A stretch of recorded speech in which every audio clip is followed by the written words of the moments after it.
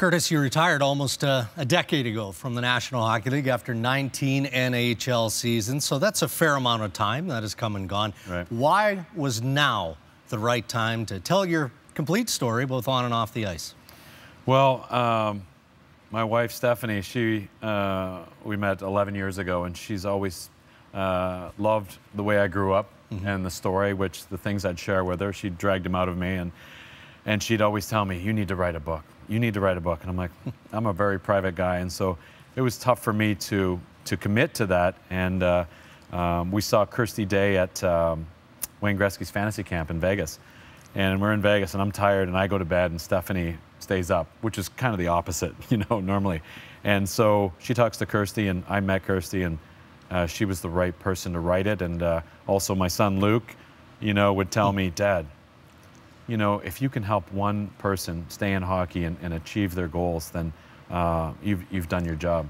So many athletes and ex-athletes, profess that it's a tell-all when they put books out, and they tell a few stories and they take you into places that you normally wouldn't get to. But yours, absolutely 100%, is a tell-all. Very personal. I wouldn't have expected that, frankly, in knowing you as well as I've known you over the years. Well, I had to come to grips and comfortable with my childhood. I was always, as a child, you're not equipped to deal with an embarrassing upbringing, and so I never revealed it. And so then that just translated to the NHL. I would never tell anybody. I had no need to tell any of my friends on the team, how I grew up or how I made it. Things were going good, and honestly, I wouldn't change a thing either from my upbringing. It made me who I am. It made me driven. It made me want more out of life, and everything kept getting better. So, it is a good story, and I do tell a lot of things that I've never told anybody. Well, let's dig into it a little bit. Yeah. You grew up in a home for the mentally ill. There were many a tough day based on lack of nutrition. Yeah. You talk about eating processed cheese slices essentially on a daily basis. You talk about tough sleeping accommodations where you'd come home and sometimes the blankets would be soiled by cat urine, cat feces, that kind of stuff. Yeah. If I didn't put something on my bed, that would be I'd have to make sure that there's something on my bed to keep them off. How do you deal with that on a day-by-day basis? Well, I mean, this wasn't a one-off. This was the world that you lived in. Yeah, but I didn't know any different. I didn't know any different, and that was just my life. I just never had anybody over to see my room or to see where I lived, or the odd person would come over, and I'd always be waiting for them to go, "You live here?" So not many people came to the house. You talk about now even doing something as routine as going to the grocery store and spending time in that grocery store. Look at all the food. Is that what it is? Oh, yeah. All the things that you didn't have access to as a young boy. I remember as a teenager going to somebody's house and getting yogurt, and I was like, what is this? I'm like, oh my gosh, this is so good. I love yogurt. But yeah, just go, I don't know. I'd never been to a grocery store as a kid growing up. So, to see all the food, I was like, wow, this is amazing. Now, in your foreword, Wayne Gretzky, by the way, writes the foreword. He talks about your greatest asset, perhaps the most invaluable, is the fact you have a winning attitude, and you're a terrific teammate in that sense. So where does that come from? I mean, is that just part of your DNA? Is it a mix of the experiences that you had to endure as a young child? First of all, it's nice to have Wayne Gretzky write the foreword. Not bad. Yeah, it was pretty good. I tell my friends it's worth writing a book just to have him write something nice about you. We all hold Wayne up in high esteem. Yeah. Well, I was a glass half full kind of guy, and I think that was in my DNA. Always looked for the positives in things, and things would always get better. And hockey was my family. I had embraced those times where I was in the dressing room and with these amazing human beings. So I always had that to look forward to, and going over to friends' houses. So, hockey and sports was really my life and my outlet and my family. But you started playing hockey older than most young players in Canada. What were you, around 9? Yeah, 9 or 10, yeah. I think it was, and I couldn't skate a lick. And I have kids that started at 3 and 4 years old, because they weren't going to be me. You know, they were going to be forwards, and I always wanted to be a forward. That's why none of my kids play net, honestly. And so I couldn't skate a lick, and they told me I was great, and I fell down all the time. And obviously, it took me years to learn how to skate properly and well. And as you know, to be a goalie, you have to be a good skater. But I didn't really.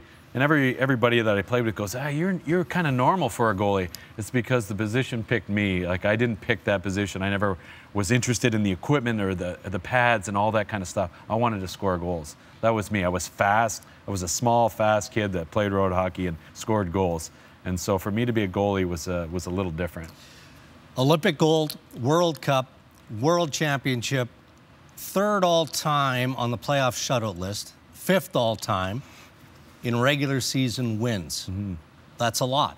That's a lot. What are you most proud of? Well, it's tough. It's you know, probably most proud of playing the 19 years in the league and trying to win a Stanley Cup and being motivated to win one, and all the great players that I got to play with and all the great people I met in this game. Really, like I say, they were everything to me. They were my family. Everywhere I went, that was my new family. And being selected for Team Canada's, you know, 2 Olympics and the World Cup was pretty special. You know, we had some great goalies to choose from in Canada, so it was you're playing with the who's who. So those are pretty special times. St. Louis, Edmonton, Toronto a couple of times, Detroit, Phoenix when it was the Phoenix Coyotes, the Calgary Flames. Where were you at your very best, do you think? It's a good question. I was such, in St. Louis, I was such a child. I was not a man. You know, I look back and I want to tell any kid that comes in the NHL, be more confident. But today they are more confident, you know. If I was to tell my younger self, I'd say be more confident. Error on that side. But I got better. My first trade toughened me up. I wasn't mentally ready for a Mike Keenan. You know, I was a good goalie and I had a lot of tenacity, never give up, but I wasn't ready mentally for a Mike Keenan. And didn't play my best when he came in. And then when I got traded to Edmonton, it was a bit of a shock, but playing in Canada was so much fun. Everything mattered. We had a young run-and-gun team, and I liked playing in that environment, getting lots of shots.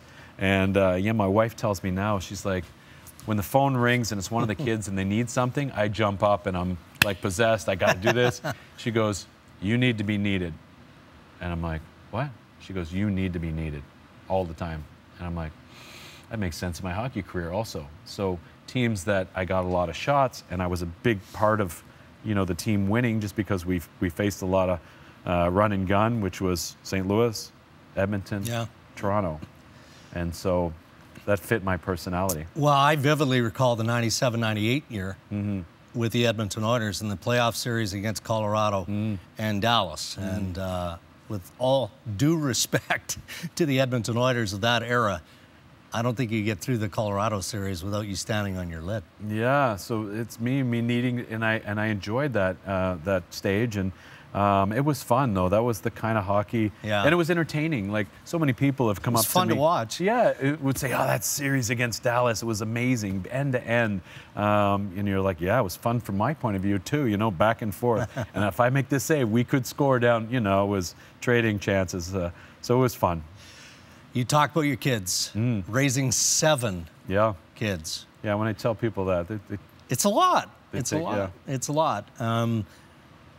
But being a dad means everything to you. Yeah, it's amazing. Yeah, it probably stems from you know, my childhood of not having.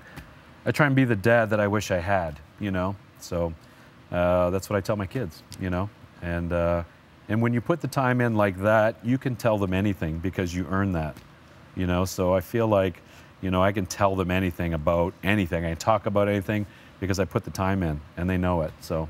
And you're raising a nephew as well with a bit of a tough history as well. Yeah, he's got a real tough history. And Stephanie looked at me one day, and we have 6 kids. They're not kids anymore. They're older now, you know, so they're independent. And she says, hey, you know, Jason's going to be awarded to the state of Kentucky. He's had a tough go, as you know. Jason is your nephew. Yes, Jason's our nephew, and can we have him? And took me 2 seconds. I saw Steph and how badly she wanted it, and said yes. And he's been an amazing kid.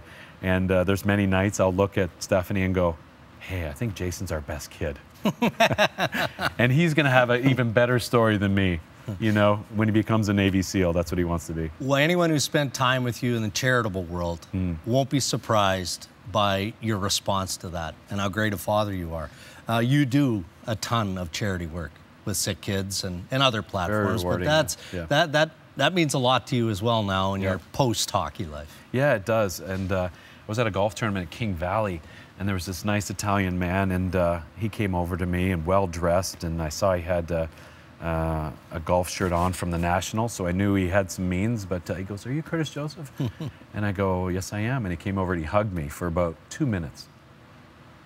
And I was like, oh.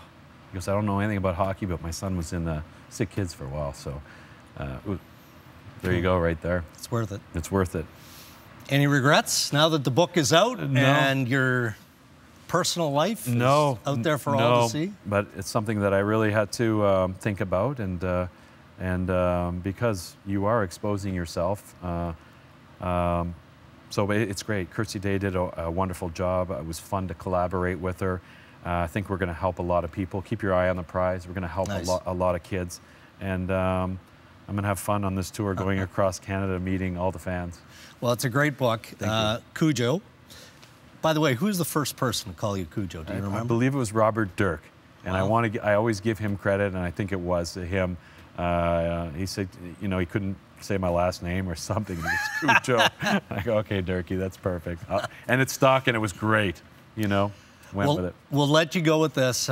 We'd be remiss if we didn't ask about the current edition of the Toronto Maple Leafs. Your thoughts and level of expectation, if not for this year, then in the years to follow. No, they've done a great job, and I'm a big John Tavares fan. I did an event with him a few years ago, and I'm like, oh, I wonder what this guy's like. You know, he's an exceptional player, and he had all the status early, and you know, I saw him deal with the people and the public, and I was like, wow, this guy is a pro. He is better than me. He is amazing. I love this guy, and so ever since then I was a fan, and I watched him play. I love the way he plays. And obviously that character in a room like that full of young guys is invaluable. And I don't like giving long-term contracts if I was a coach, but he's the guy that I would give. And he made the right decision to come to Toronto because he's the perfect age. And if he wins a cup here, you know, sky's the limit, you know, as we all know. Great stuff, Curtis. Yeah, thank you. Good luck on the tour. Yeah, thank you very much. Thanks for having me. Yeah, you bet. All right.